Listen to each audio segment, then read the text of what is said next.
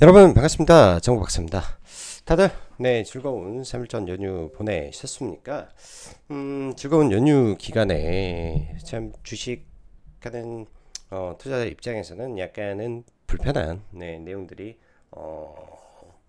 금요일날 저녁부터 토요일 사이에 굉장히 많이 나왔던 것 같습니다. 아무래도 이런 점이 사실 주말 사이에 굉장히 또 불편하신 분들도 많을 거예요. 어떻게 보면 금요일날 주식을 들고 넘어왔다든지 뭐 중장기 투자로 밑바닥에서부터 계속 끌고 가거나 유지하고 있는 상황이라면 뭐 얼마나 타격이 있겠습니까? 라고 저는 생각이 들지만은 뭐 이제 최근에 시장이 워낙 뜨겁다 보니까 뭐 금요일날 뭐 거래대금 많이 터지고 했던 종목군들 강력하게 종가 베팅을 했다든지 평소대로 베팅의 사이즈를 계속 유지하고 갔다든지 했으면 굉장히 불편할 수도 있는 흐름이지 않나라는 생각이 듭니다. 그만큼 최근 시장 상승이 거침없이 이어지고 5,000포인트 넘고 나서 불과 18일 만에 1,300포인트가 넘게 올랐기 때문에 지수의 상승 폭도 꽤 되는 거죠. 20몇 프로가 올랐으니까 굉장히 빨랐다라고 볼 수 있습니다. 그만큼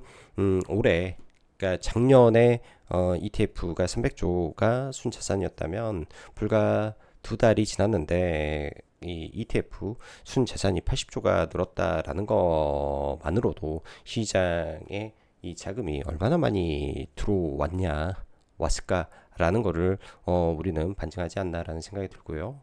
최근 2월달 한 달만 하더라도 개인의 순매수와 더불어 ETF 순매수가 수십조에 달합니다. 그만큼 지금의 시장은 어떻게 보면 기관과 외국인들이 아니라 주포는 개인 투자자죠. 개인 투자자가 주식 시장을 올려서 나쁜 건 아닙니다. 과거에도 그랬고 예전에도 그랬어요. 개인들이 이 폭발적으로 사야 주식이 올라가죠. 개인들이 폭발적으로. 그리고 그 끝에 어느 시점에서는 이제 뭐 손실 보는 개인도 있을 것이고 저점에서 꾸준히 계속했던 사람 수익 보는 개인들도 있을 겁니다. 그거는 항상 반복되는 패턴이기 때문에 어쩔 수 없는 거고요. 이 정점에 다다르기 전에 거래 대금이 금요일날 코스피가 5조 5천억이 터지고요. 코스닥이 15조가 터졌습니다. 이거는 단순하게 이제 KRX 기준으로 봐야 되겠죠. 정규장 기준으로 봐야 되는 거래 대금인데 거래가 끝나고 나서 NXT까지 포함하게 되면 거래 대금 기준으로 보면 어마무시해요. 양시장 다 거의 100조대 거래 대금이 터졌을 것이다라고 저는 좀 보는데 100조 가까운 거래 대금이 그 정도로 금요일 날 너무 거래대금 많이 터져버린 거 아닌가라는 생각도 약간은 해봅니다. 3월의 시장 분명히 색깔은 일부 바뀔 건데 시장에는 기회의 요인과 위기의 요인이 공존하는 흐름으로 저는 갈 거라고 생각을 합니다.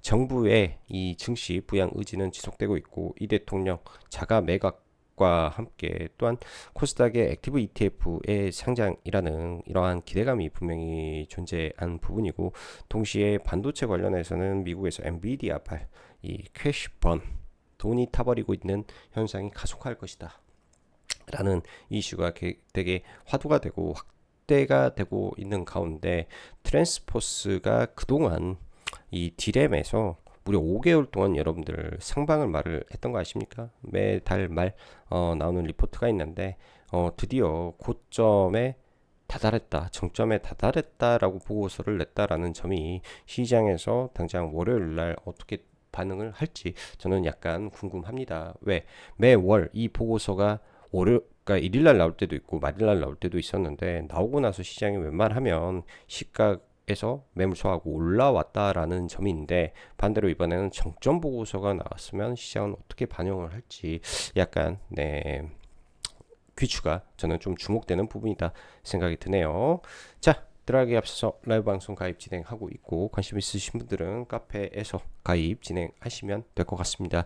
가끔 쪽지 보내서 어떻게 들어가냐고 하시는데 유료예요. 유료 가입하시고 하시면 문자로 전달 드리기 때문에 그건 참고하시면 될 것 같습니다.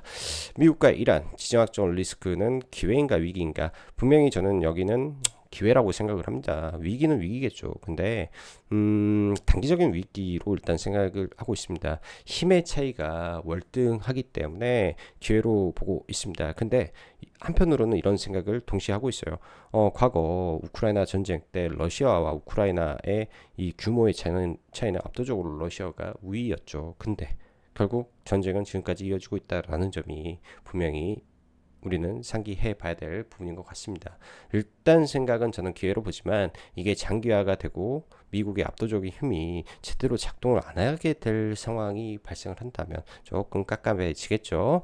자, 반도체 수출 2월달 정말 눈부시게 그 지표가 올라가고 있습니다. 최고치를 경신한 정도가 아니라 아예 로켓포를 쏴버립니다. 그 정도로 잘 나가고 있는데 아까 말씀드린 트랜스포스의 이 D램 정점 도달 보고서가 약간은 좀 걸린다라는 점, 이 점 보면 좋을 것 같고요. 밑에 코멘트 좀 더 달았습니다.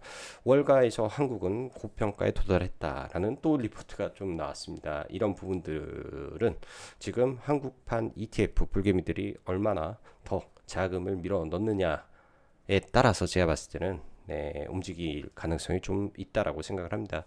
지금 시장 누가 뭐라 해도 삼성전자와 닉스가 전체적인 시장의 영업이익을 올려주면서 코스피가 올라간 거는 맞습니다. 그로 인한 시장에 거래대금이 들어오고 모든 게 이 활활 타오르는 이 종목 증세가 펼쳐지는 것도 맞다라는 거. 그리고 이 모든 것은 미국의 AI 투자에 입각한 이 낙수 효과를 우리나라가 제대로 아예 받고 있는 현실이다라는 점을 우리는 주목해서 봐야 됩니다. 그리고 이 삼성과 닉스가 올라가면서 시장의 파이를 키워줬고 그 파이를 키워줬던 게 ETF에 괄목할 자금을 늘렸죠. 이 자금이 늘어난 만큼 증시 거래 대금이 늘어나고 있다라는 점은 시장이 폭락했을 때 이 금융 쪽, 특히 증권이라든지 금융 쪽은 나쁠래야 나쁠 수가 없다. 오히려 기회가 될 수 있다. 즉 큰 틀에서 바벨 전략이라고 보면 코스피에서는 이 두 업종과 종목을 계속 주목해야 될 것 같고, 다른 한 축으로는 생각을 해야 될 것은 결국은 우리는 미국 대미 투자 관점에서도 지켜봐야 된다라는 점이겠죠.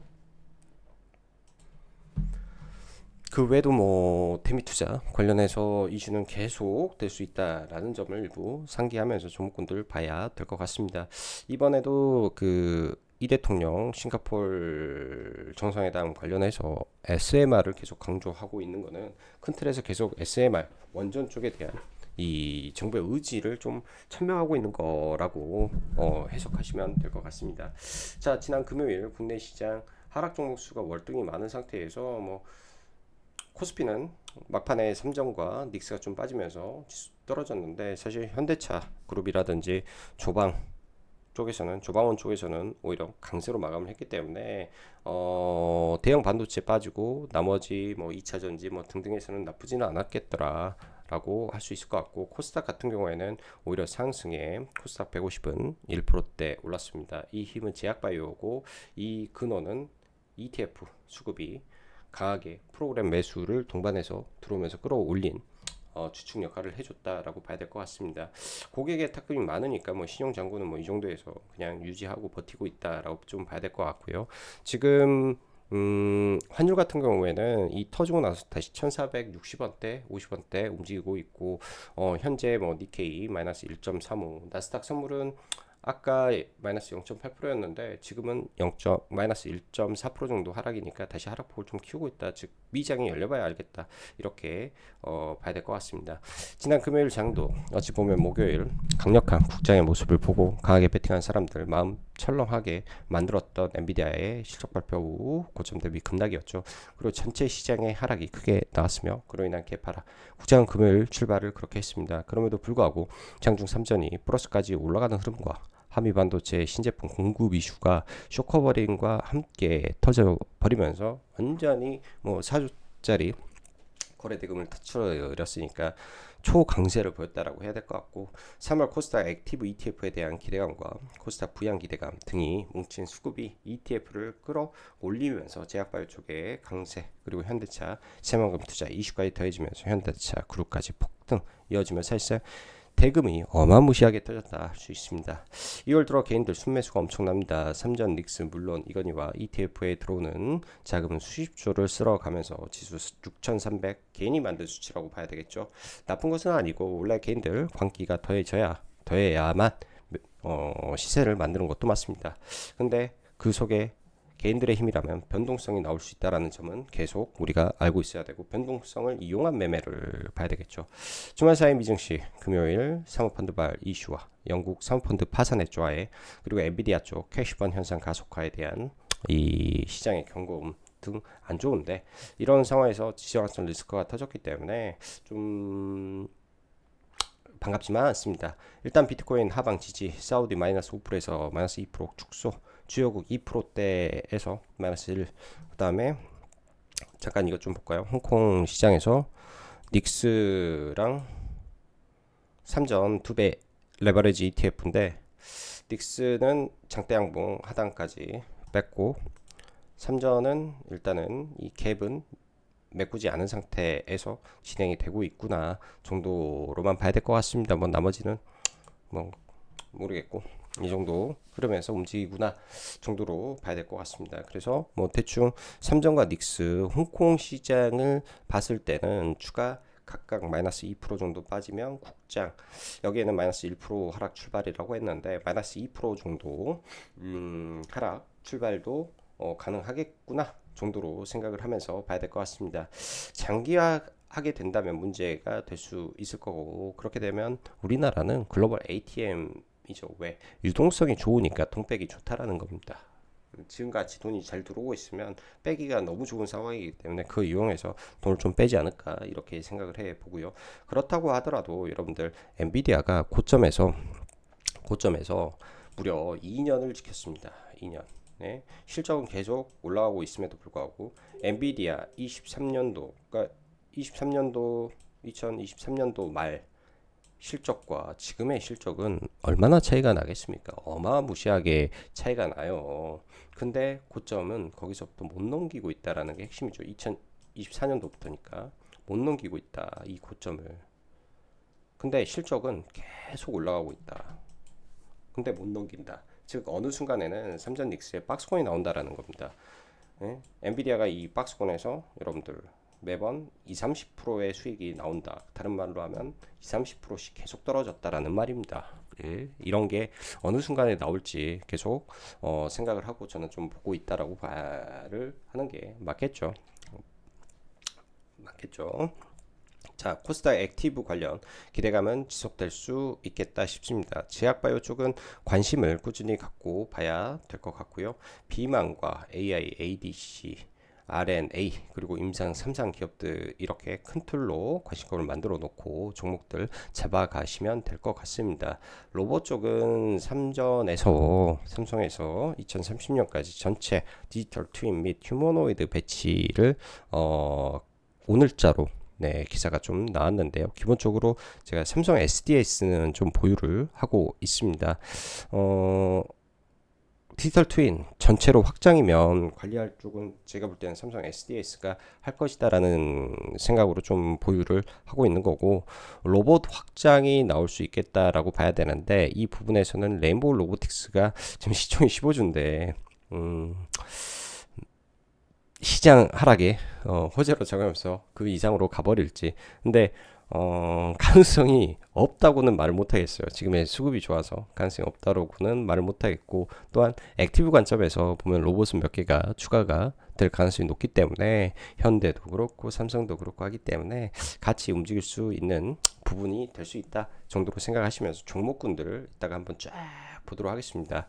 그리고 글로벌리하게 AI 인프라 관련 지금은 또 온사이트에 대한 내용이 더 뜨겁죠. 금요일날 서지인이 폭발해 버렸습니다. 서진 시스템이 고점 돌파하고 폭발을 했는데요. 이것도 마찬가지로 미국의 데이터 센터를 지금 건설하고 있는 빅테크들로 하여금 자체 발전을 니네가 직접 해라 라는 말. 그 말은 즉슨 그 데이터 센터를 빨리 짓고자 하는 사람들은 지금 병목이 걸렸어요. 전기가 7년 지금 신청하면 7년 걸리기 때문에 온사이트 전력으로 가야 되고 그 온사이트로 가기 위해서는 ESS가 필수며 여기에 태양광과 여러 가지가 같이 복합되겠죠. 가스터빈과 태양광, 그 신재생으로 가게 되면 ESS가 들어가고 ESS가 들어가면 그에 따라서 뭐 서진이라든지 뭐 코세스라든지 비나텍이라든지 SOFC 관련된 기술을 가지고 있는 기업들이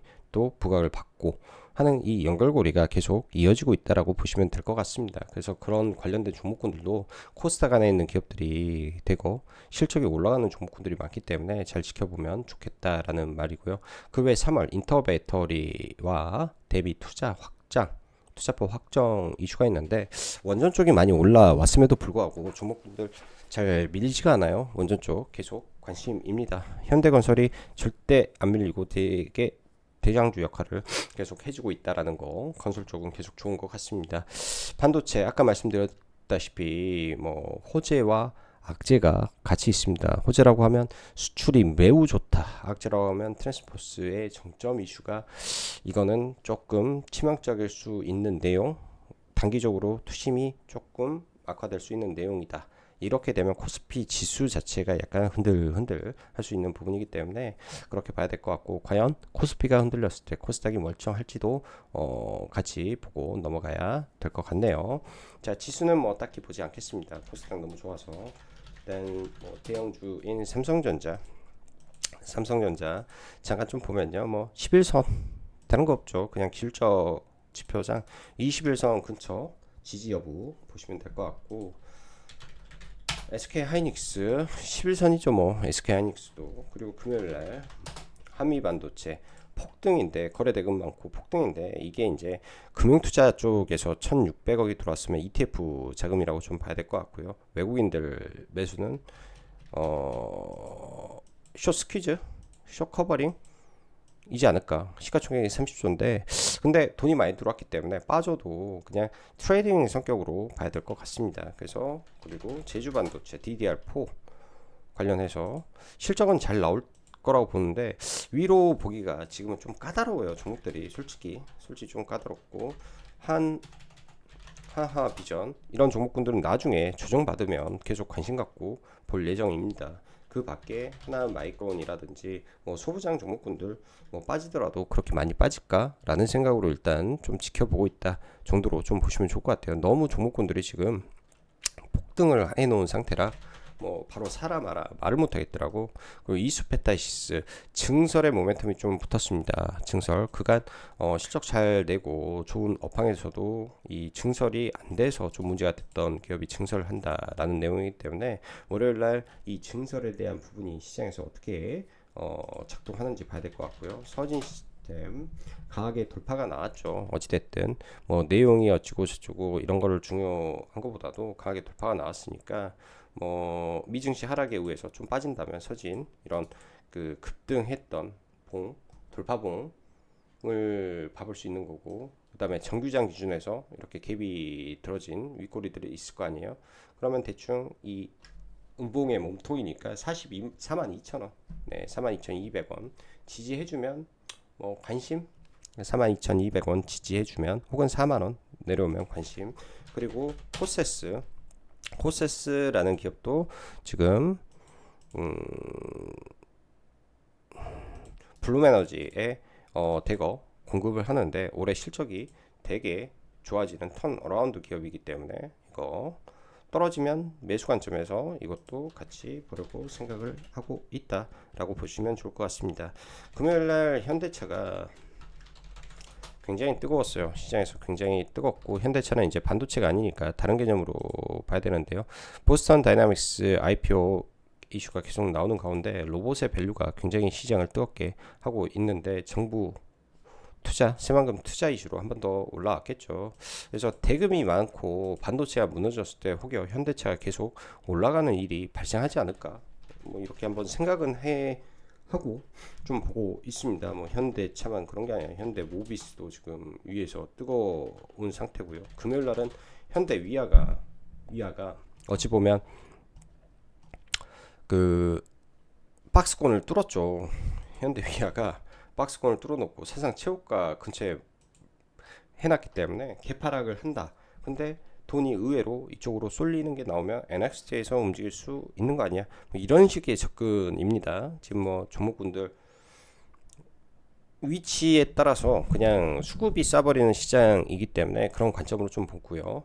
그 다음에 인터 배터리가 3월달 11일날 예정이 되는데 삼성 SDI 지속적으로 올라오고 수급이 계속 붙고 있는 상황 속에서 직전 고점을 지금 돌파 직전에 있어서 이런 점도 계속 체크를 하고 보고 있다라고 보시면 좋고, 삼성 SDI와 동시에 이수 스페셜티 케미칼 여기도 아마 빠지겠죠. 빠지게 되면 지지하는 거 지켜보다가 제가 볼 때 인터 배터리 전에 뚫어버리겠다라는 어느 정도 생각이 좀 들었습니다. 그래서 이수 스페셜티 케미컬까지만, 네, 케미컬까지만 보시면 될 것 같다, 개인적으로 생각이 듭니다. 자, 그리고 뭐 원전은 현대건설 약간 윗꼬리가 걸리는데, 두산 에너빌리티 빠질 수도 있겠죠. 빠지면 계속 관심이고, BAETI 얘도 빠지면 관심을 가져야 될 것 같습니다. 코스닥 150 안에 에너지 계통, 액티브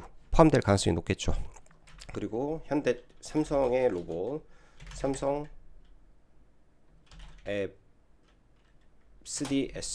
SDS가 장대 한번 뽑아놓고 위에다 붙여놨는데, 삼성전자 디지털 트윈 전면 확대 이슈의 직수해가 될 수 있습니다. 오히려 이런 게 뚫어버리면서 고점 돌파를 할 수도 있겠죠. 20만원 넘기는 거, 그럼 가능성 매우 높다라고 생각을 일단 하고 있고요. 램보 로보틱스 시총이 약간 무거워서 좀 문제인 종목인데, 여기는 항상 수급에 의해서 움직이기 때문에 외국인들 수급이라든지 기관 뭐 금투 수급이 들어오면서 돌파시키고 100만원 가는 거 아닌가, 이렇게 좀 보여주고요. SPG와 로보티즈 핵심적인 감속기와 액추레이터 종목군들 포함될 수도 있는 부분이니 체크만 해놓고 보겠습니다.